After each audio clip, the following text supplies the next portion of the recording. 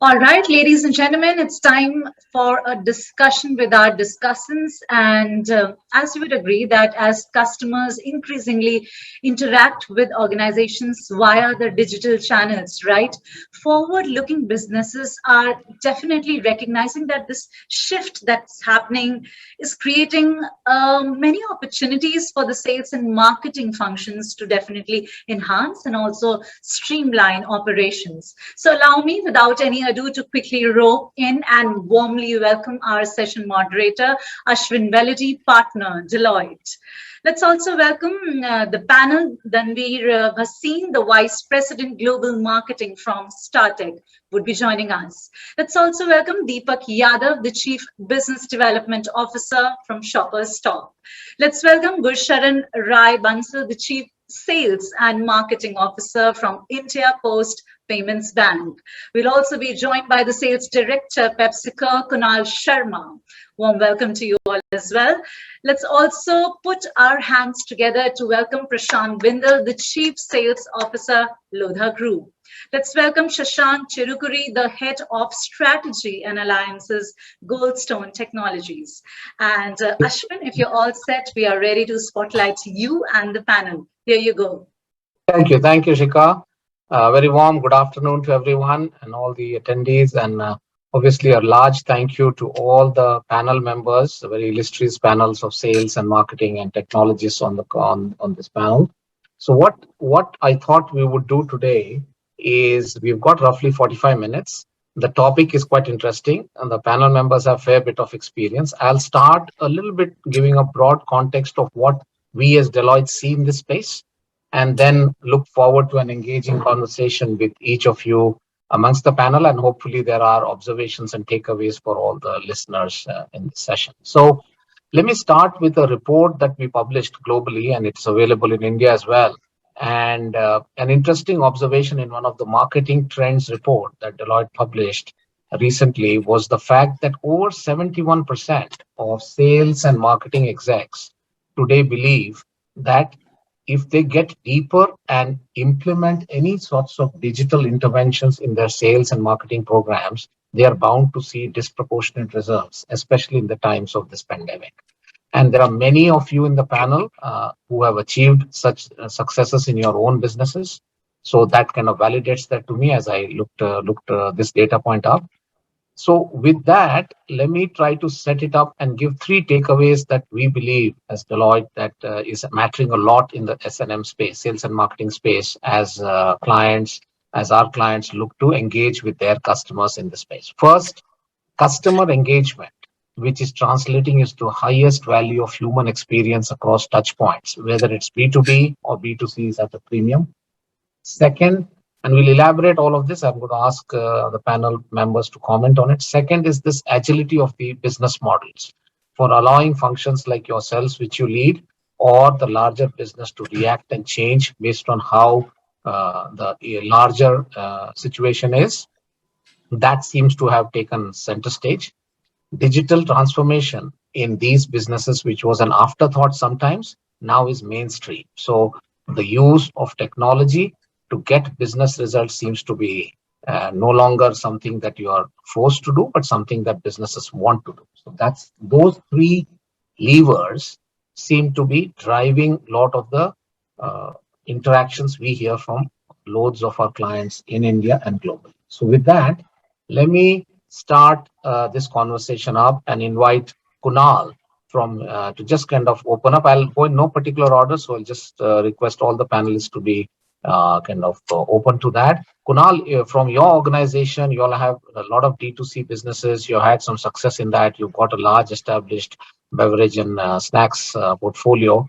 How are you seeing in your function and overall your organization take this leap? And do you see the impact of agile business models in digital in your function? Maybe a few minutes. Absolutely. First of all, thanks, Ashwin, and I'd like to welcome my co-panelists as well. Extremely excited. Very, very relevant topic. Both and I'll try to bring in the FMCG perspective here. Frankly, the last couple of years, like we all know, has really brought about an inflection point in terms of adoption, in terms of digital adoption, not only from the consumers part of the landscape, but also from the customer, which are the retailers and the shopkeepers part of it. And I'll touch upon both the sides.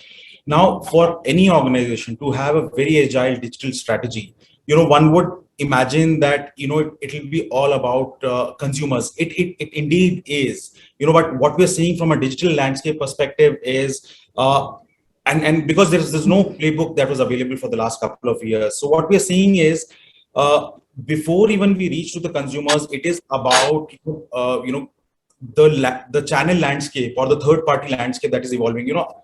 I'm sure you would remember a couple of years ago, one would order grocery, and then out of the 20 items, 5 items will come on day 3, 5 items will come day 5, and so on and so forth, and different time. Now all of that is changing rapidly. There are new platforms that are coming that are saying that instant delivery in 15 minutes. From a 5-day delivery to a Swiggy Instamart, which talks about a 30-day, and now Grofers in NCR is trying a 10-minute delivery. And frankly, I have tried myself, and I was amazed beyond imagination. A 10-minute delivery makes a lot of things obsolete.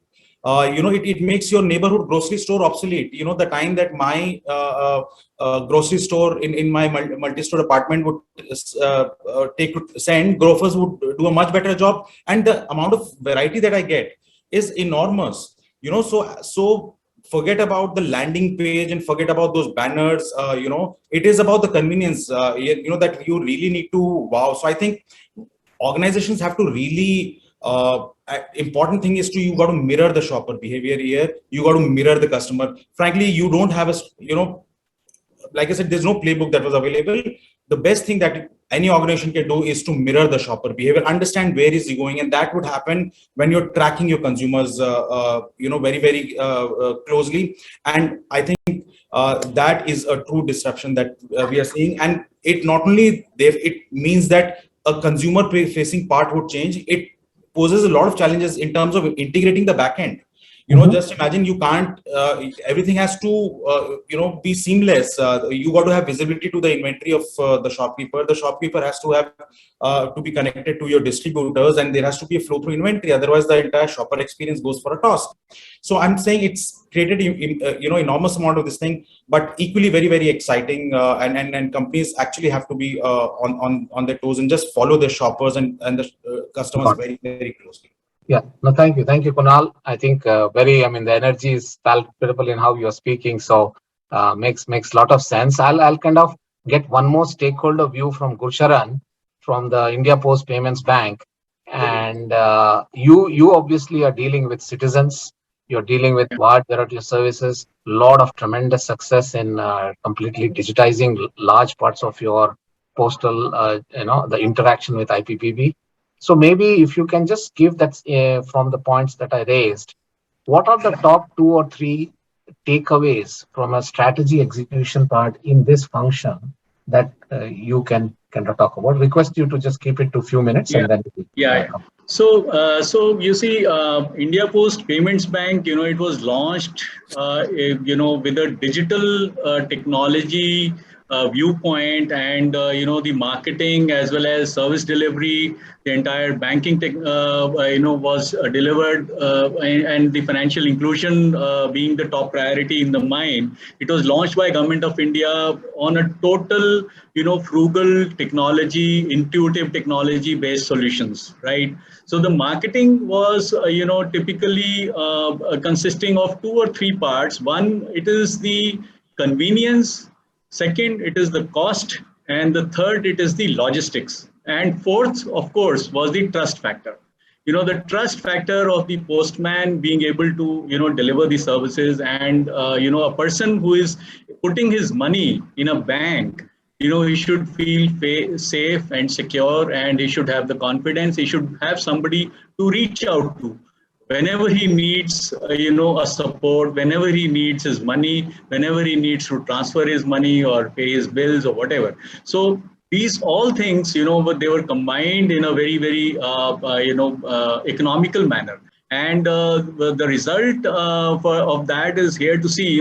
Typically, what is happening is that we do not, run even a single paper across the bank. The entire marketing is phygital. Phygital means the person there in the rural areas, he is holding camps, he's going door to door, and he's opening the bank accounts in hardly 2 minutes, and then he's providing all the services at the doorstep. For example, and also the various G2C services, for example, digital life certificate, Jeevan Praman. We have done more than 5 lakh digital life certificates during the pandemic for senior citizens, handicapped people, those who could not leave their houses, right at the doorstep. So this basically, as Kunal has also mentioned, the convenience and the ease of using technology. It's an omni-channel use of technology in all the channels, whether it is a self-service mode, whether it is assisted mode, whether it is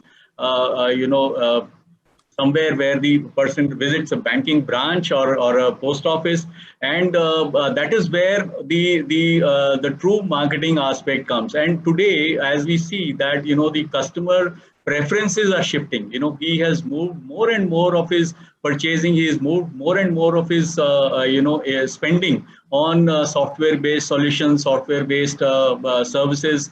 And more and more banking is also moving into software-based solutions. For example, the day we launched UPI, in our self-mode transactions, our transaction numbers simply jumped 4 times, 5 times. And similarly, the marketing response, it is not limited to the traditional 4 Ps. Today we are more concerned about how the consumer behaves, and we are doing this typical STP, which is the segmenting, targeting, and then positioning our products. So if there is a rural customer, we are positioning it accordingly. Similarly, for the partners, we are positioning our products to our partners. Like, for example, we have tied up with a FMCG company, Hindustan Unilever, wherein their Sakhis, they have Sakhis in the rural areas whose bank accounts are opened by us. And these people, they are collecting payments, they are booking orders technologically, and we are providing the banking services and platforms to them. So similarly, for example, Mahindra Rural Finance, we are providing them cash collection services in the areas where their team cannot go and collect money, especially during the pandemic. The post office was a touch point where all their customers could at least come and deposit the money, and immediately the Mahindra Rural Finance, or for example, the other cash CMS services, who took the services, they could immediately get the credit. So these kind of things, we are basically a clubbing of various factors of the convenience, intuitive technology. The technology has to be very simple and easy to understand and easy to use. So it should be 2-click, 3-click kind of a service. So those kind of things are really taking the center stage. And the other thing is typically about the customer information source today is not the traditional advertising. It is more about online services of information, online sources of information. For example, bloggers, these online services, influencers, or social media. So more and more the shift is happening from there to the online sources. So I think that is making a lot of difference, and that is where we have to play a role. A whole bunch of topics. Sorry to interrupt. I know this is something where 50 minutes falls short. So I'll kind of build it up from there. Social influencer marketing, all the aspects that you said, and move. I was planning to come to Shashank, but maybe Deepak, from a shopper stop perspective, you all are in the midst of loyalty, massive transformation on digital channels, retention, lot of what Bhushan and spoke about, and even Kunal kind of opened us up with. So from your standpoint as a retailer and doing so well in the markets, what are some things that you can build off of? And one more thing just would like you to address also is, how does customer loyalty and engagement happen in this contactless world? The part that I was asking earlier as well, in terms of what do you see? How do you make it happen, especially from a very powerful brand like yours? See, one thing, I was listening to Kunal and Gulshan. I must say that, I'll give you a classic example. 2 years back, Accenture and our consulting company and a couple of others, they used to come and tell us about digital commerce, e-commerce, and, other omni-channel. It was a jargon. We said we had a 7.9 million customer base. 80% business comes from those customers, and online gives 3% of sales. We are very happy in our life. And India, typically, every year you see some new disruption happening, some new things enforced upon we, and then we realize, oh, now the world has changed, we have to move. So the biggest change in Shopper Stop, I think, the adoption to technology this last 2 years has become a necessity. So I'll tell you that from 2% base of online, today we have 10% base which has moved to online. And we are try to become a true omni-channel company where you come to my app, you come to my store, we try to ship from store. So we have integrated our entire inventory on a universe on a cloud. So if you're shopping from Malad, say for example, and you stay in Goregaon, so we'll see that in the nearest store in Goregaon which can deliver you the same day, so that you still have the same experience. Especially we are the master franchisee of beauty product of Estee Lauder, which is MAC Clinique, Jo Malone, Bobbi Brown. This brand has become a purely online company. So my 70%, 80% sale which was coming from store, 50% has moved to online customer. Why? If you're using X nail paint or a lip color, you know your regular shade. So you know where to buy and where to go. So they have completely moved on app for the convenience. So what we had tried to engage that loyal customer. If he's going online, how can I bring him back offline? And he's not going to other channels like Nykaa or Sephora. How do I retain my customer? So what I did, there are 3 levels of course we have done. One is we got into personalization through, we have a program called Personal Shopper Program. So my top 100 customers in every store, my unit manager was personally connected with him in terms of whatever we can give. So we had a white glove service where my personal shopper was going to customer house with an iPad and showing him all the new launches, new range. Then I'll say we were not a great social media brand, but in between we became very heavy with Instagram. We started doing live streaming of products, engaging a larger audience through live streaming of new launches. So I was inviting my personal citizens, first shoppers to come on the live streaming and buy a product. Then we got into e-commerce. So where you can just scan the code and get all description about product you want to buy, you want to wear. But I must say that last 2 years has been major transformation. And I think this journey is going to become a big marathon now, because it's not going to stop. Customer behavior has completely changed. Customer is looking at convenient modes of buying. He is no more interested in necessary. He'll come to your store and buy. He'll come to a shopping center. As you know, today in Mumbai, it is toughest thing in the life to do shopping. You have to be double vaccinated. So customer is fully discouraged by the government to enter the mall. So more and more other means are coming on online platforms. So we are also trying to adopt ourselves. We are also learning. And I think, as I said, it has imposed on us. Now we have to learn and come out as a winner. So we are in that process right now. Fantastic. No, great insight. Thank you. I see some common themes emerge as I make some notes. So Shashank, I mean, you've had some views on this as well, especially on the aspect of how does, based on what you heard from your fellow panelists, how do you see the world evolve in terms of the sales and marketing function, especially in terms of the channel strategy? Any points that you think, based on what we discussed so far, that you want to call out? Yeah, thanks, Ashwin. Good afternoon, everyone. I must say that on a lighter note, let me start by saying that I do not envy my co-panelists who are sales and marketing leaders. It's a tough world out there. And, we live in a mercurial world where, customers, as Kunal, Deepak, and Gurusharan pointed out, are expecting personalized experiences, right? And then, marketing and sales teams today are not only dealing with copious amounts of data that they have to process to give the right experience, but then there are so many other factors. I mean, we are thinking about, when you say data, you're just thinking about consumer data, but then on top of that, you have to add, before you go ahead with a marketing campaign and present something to a customer, now you are talking about, what are the ethical considerations, and the definition of what is ethical is changing every day, right? What are the cultural sensitivities, right? And, gender equality. There are so many factors that have to go into putting out the perfect marketing campaign out there.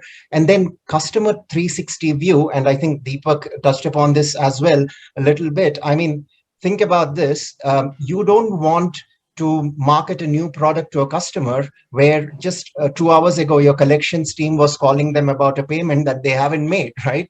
And that's like, that is what marketing 360 customer 360 really means. And to get there, whether it is a startup or it is a traditional retailer, it's not it's not easy, right? Let me give you an example of what I mean by real time, right? And what I mean by customer 360.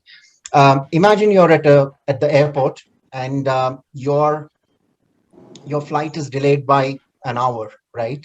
And you said, okay, I've got an hour, let me grab a bite. And you're contemplating between a fried chicken or a pizza option. And imagine if magically on my mobile screen, a discount coupon for the pizza place pops up, right? And, it is making my decision for me. But as a seller, the window of opportunity is so small, and the sheer number of data points that have to come together for this to happen is mind-boggling, right? Yep. So this is where we are. And so and finally, you also want to ensure that, yes, you've given me a coupon for a pepperoni pizza discount, but I end up at the store and it's out of stock. How do you capture that? Because it's beyond capturing the attention of the customer and making the you've got the customer to come into the store, but how do you get them to come back? So that whole end-to-end journey also is so important. And this is where the real-time access to data points like LTV and qualified leads and propensity scores is no longer a luxury, or it's not a nice to have anymore. It is the need of the hour, right?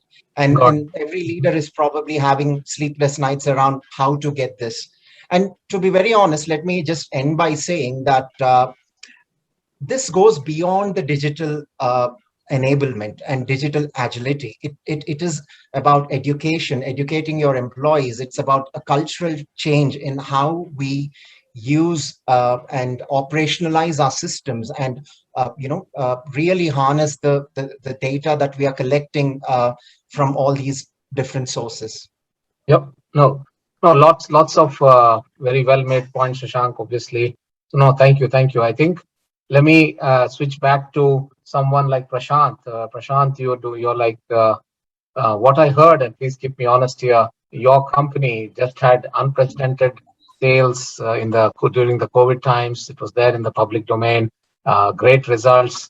So you obviously have a few secrets that you have applied successfully, especially in a real estate property group, which is brick and mortar and experience. So two things for you to just set this up as you hear all the others who have spoken. What are the top few things that you all have done, and what you can leave behind with the attendees today that makes the integration of digital and physical work even in a very tough industry like yours? And how did you see such unprecedented success? Maybe a few minutes. I'll request you 3 minutes or so. When you started your address, you mentioned three things that is happening in the digital world. I think the third point that you mentioned about was that digital today is not forced; it is imperative. And Deepak also echoed the same statement when I was hearing to him that even in that kind of a business also it is not forced. Now it has become very, very important part of the whole business strategy. 2 years back, it was just 3% of the online business, and today it has become such an imperative part of the overall business. In our case, imagine, it was like a paradigm shift. What was in a real estate business, which is a high value business, and imagine in a market like Bombay, where the minimum business starts from 50 lakhs up to 50 crores.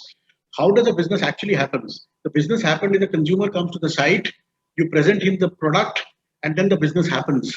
And imagine that, and we are doing it for many years, and suddenly COVID hits us, and the consumer cannot come to the site. So there is no business left. There's no business left. It's you have to start from the scratch. There is no other way. For the others, there is still some hope. There is still some expectation. For us, there is no hope left. So we had to forcibly move towards a digital piece and suddenly the learning has been absolutely unbelievable because you learn from the experience. We were doing a digital piece, but suddenly it had become the most important part of the whole exercise. So we suddenly came up with all the 3D versions of the product itself and showing it to the consumers. First of all, forget about the consumers and your own sales team. You know, when you're talking about sales and marketing, the Yeah. most important thing is to prepare your own team. Suddenly, a team which was accustomed to dealing with the consumers opposite the table, they just cannot even see. And to first of all, then to convince them that you have to connect with the consumers on a Google Meet or a Zoom, it looked at what word are we talking about? And so first of all was the preparing the our own team ki bahut this is doable. And imagine in the COVID time when the whole world is going through a crisis, to call up a consumer, a customer, and tell him that we want to present your product on a digital meet. The first experience was the consumers itself are not prepared. They said, how can we buy a 5 crore product on a digital meet? We don't even want to see it. So the whole purpose of it was that, okay, give us a chance. Let us first prepare it. So the whole digital version being prepared for the product and showing it to them as if they are sitting just opposite the table. Showing it the digital way, the whole product. It started evolving last year, but the experience was absolutely wonderful. We were able to showcase to the consumer much better the way they were showing it, because imagine you want to buy a 45th floor and west wing. What would be your vision look like? How will the product, how will you get a garden view? How will you get a sea view? Yeah. How will you get a certain view? You can very clearly see. How will you can envisage your product digitally? And this was the whole experience. We also learned from the whole experience when there were thousands of calls done. We got the feedback how the consumer is behaving, how is it evolving. We had to change our system. Imagine, in a place like Bombay, people were not available in the morning time. So we had to change our sales time. Half of the lot will work from 9 to 5, half of the lot will work from 5 to 10. So the whole sales process changed. We have 10,000 channel partners in the system. And the engagement with the channel changed because channel partners also engage with the consumers to bring them onto the site or engage with them with us. So sending an information to the channel partners became much more seamless because channel partners otherwise were giving their own information. But we prepared for every product a specific plan or a specific digital action plan which they could show it to the consumers. So it actually improved the way we were presenting it to the consumers. It was a tough experience, but as we evolved, it became an absolutely wonderful thing. But the learning has been that it complements the actual buying behavior. Because now the consumers coming to ultimately the business happens at the last mile, happens at the site. But what happens is that he comes prepared with all the information. He comes prepared because he knows about the product. He knows about everything has been prepared. He just wants to feel it before doing the final call. Yeah. And what has actually happened is that, and the kind of because of our size, the number of consumers coming to our sites is very large. It used to be high, but it has almost doubled now. Earlier, we used to get about 1,500 walk-ins to our sites every month. The number has gone up to 2,500. Because people come much prepared, and if the conversion was about 7 to 8%, that conversion has gone to almost 10%. Remarkable. And so ultimately, it has been and it's a continuous learning. Again, which are the consumers? Earlier, we used to do this Excel sheet kind of analysis, but now we have got so many analysis. So analysis based on ethnicity, based on geography, based on where their home is, where their office is. So we do all kind of algorithms. What kind of information we need to share with them so that the conversion is the highest. So from a sales perspective, from our own team, channel perspective, the marketing, what kind of a marketing plan we need to create, and how do we engage with the consumers? It is like a seamless, on a scale of 1 to 10, perhaps we are at least only 3 at the moment. But we are moving in that direction where everything is becoming seamless. Like just to give, I'll end up with only one final example. For example, one learning that we have found is that consumers, more than the voice-based, are chat-based. They are able to give much more communication and much more involvement. So we are moving from a voice-based to chat-based. Interesting. They are able to give you much more time. And the other is the involvement of women in the whole discussion. When the whole family is sitting at 7 o'clock in the evening, the kind of questions that are asked on more involved in aesthetics. Let us accept this fact. Their understanding of aesthetics of a consumer is much more evolved than men. The kind of questions they ask is very different. Men are mainly the Excel sheet, how much is the price, how much is the PSF, etc., etc. Women are, how is my living room looking like? Where is the puja room? Where will I do? Where is the kitchen? Everything is much more evolved discussion. So we have also to evolve ourselves to handle both the as well as the influencers. So it's Oh, a fantastic. learning experience, and I think it matches with what Deepak talked about, what Kunal talked about, and I think it's just going to evolve more and more as the time passes. No, thank you so much for sharing this with so much. I was listening. I mean, every point, it's as you said, a lot of learning, a lot of acceptance, the fact that you have to do great points, Prashant. That's I want to come back to you. I had some observations I want to ask you, but I didn't see Piyush. I hope Piyush is there. Hopefully, Piyush, can I get a confirmation? Are you there? Can't see him on the screen. Can't see him on the screen, and so just want to make sure I cover all the folks. Dhanvir sir, you're there, right? Dhanvir is there. Yeah. So, Dhanvir sir, just from your organization perspective, I know you bring in a different perspective from the kind of business you are in and the kind of services that you provide. In the context of what you heard, both in terms of a lot of the aspects of learning about being agile and yet being on this journey, what are you observing from your organization and the folks that you deal with in terms of the impact that from a StarTech side y'all are seeing? And please provide that perspective. Sure. Thanks so much for having me. I'm like, most of the pointers which I had prepared is already been covered by so many of my fellow panelists. But so, you have to be agile I would on that absolutely. But let me try to give a perspective. So StarTech is a global customer experience provider with over 40,000 people globally. In India alone, we have around 18,000 people. So buying on the thought, which some of my fellow panelists mentioned, that there was no playbook to manage the pandemic when pandemic hit us in the March of 2020. Marketing teams, and I'd like to bring in the tech, ITES marketing perspective here. Marketing teams were tasked to build and deliver a contactless experience with all the attributes of the physical experience. So that was the task which was given to the marketing teams. And Ashwin, there is where the collaboration started.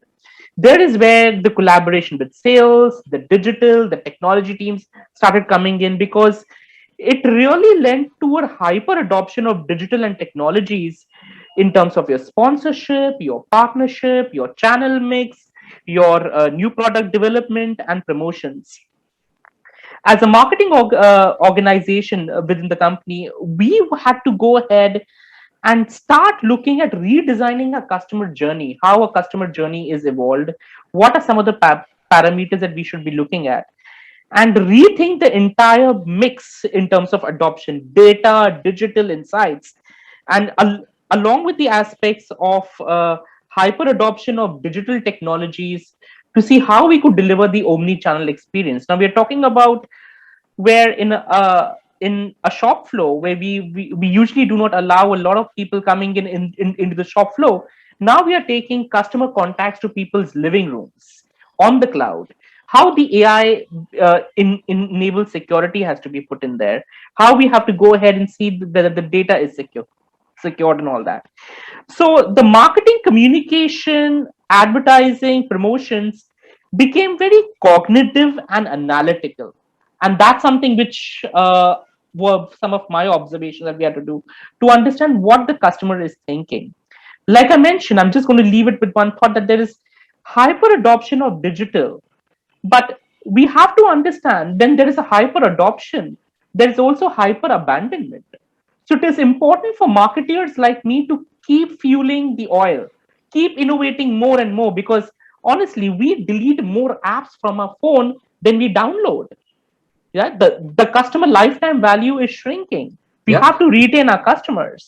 So the marketing engine is to see how we can keep innovating, collaborating with sales, product, technology, so that we keep fueling in that oil to retain that customer and keep providing them a little bit more what that is required to. Thank you. Thank you. This was, I mean, you brought a different dimension to it. So very good. I'm just replying to some messages from our moderator. So quickly getting to all of you, I think we are as expected and running out of time. So maybe I'll just round robin it quickly. We'll start with maybe Shashank, yourself, then Gulsharan. One quick tip. Okay, please keep it brief. Something our listeners should do and something you should avoid. Just one quickly. Do this, avoid this. Let's start, Shashank, maybe yourself. Okay, so don't get overwhelmed by technology. Go back to the basics. Don't let technology and all this fancy jargon overwhelm you. You know your business best and leave the rest to the technologists. Okay, thank you. Gulsharan, one line, please. So I'd just like to add to what other panelists said. So typically, I have seen and I have observed in my, campaigns is that, the language part is also very, very critical. So most of the communication that we do, and typically we have to segment in about 13 languages that we try and reach out to the customers. So there the response is much, much better.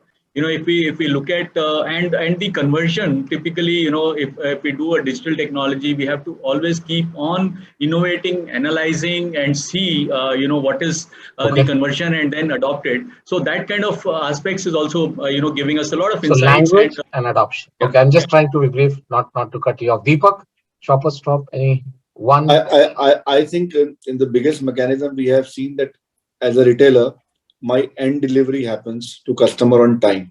So as Gaur Gulsharan said, communication, reach, a third point I'll add delivery. These are three important factors. And make things, technology is abundance. Make simpler things, make two things, but do it in a simpler way and do a larger reach. And India is a diversified country. So see how you communicate well with them, all the Indian citizens. Okay, fantastic. Kunal, PepsiCo. Yeah, I'd say just two things, and I think Shashank also alluded to that. The relevance of technology will be different by different categories. So while it may be the buzzword, one should not really blindly go by this, because the relevance will be very, very different. That is, number one. Number two is, it is not only about the front end, it also is about the back end. So it is no more about the fewer, bigger, better. It is about fewer, faster, bigger, and better. I think so. That's what I was. You gave some nuggets earlier, but quickly, maybe one from your end. For me, yes. Yes. Yes. I can only sum it up. Look, technology is like answer sheets. It's like answer sheets, but ultimately you have to get report card. So use your answer sheets effectively to get the report card. Fantastic. Fantastic. Well said, Prashant. Very well said. Tanvir, you got to top that up. Definitely. I think we spoke about playbook, about what I would say. Now is the time to rethink the playbook for the next normal. The next normal will be very different. I know some people said that we would have more informed customers, and that's the biggest challenge to a marketer. When your customer is more informed than you have to see how best can you personalize your product, how best can you go ahead and make the point of sale. So that's what I would say, just start redesigning your next playbook. Fantastic. Hey, so I think we could have continued on for a couple more hours, but I see Shikha there.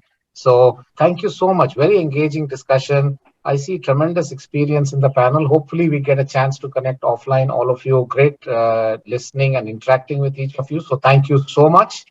Have a great rest of the week, and let's stay in touch. Over to you, Shikha. Thank you, Ashwin. Thanks. Thank you. All the best. Thank you. Thank you.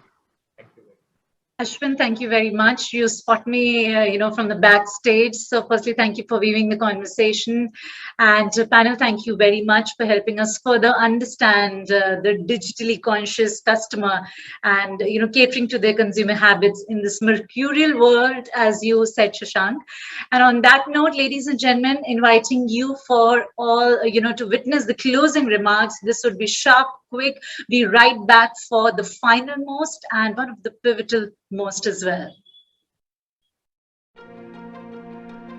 Can data inspire us to achieve what once seemed impossible? We believe the potential of a data-driven world is infinite. Oceans of information processed in the blink of an eye.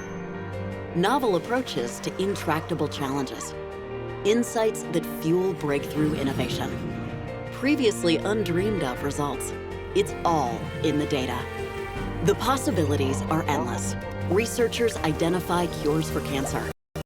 Agrobiologists create smart hives to provide food security for the planet. Aid organizations deliver relief faster. Scientists mitigate climate change, and utilities provide safer, cleaner energy.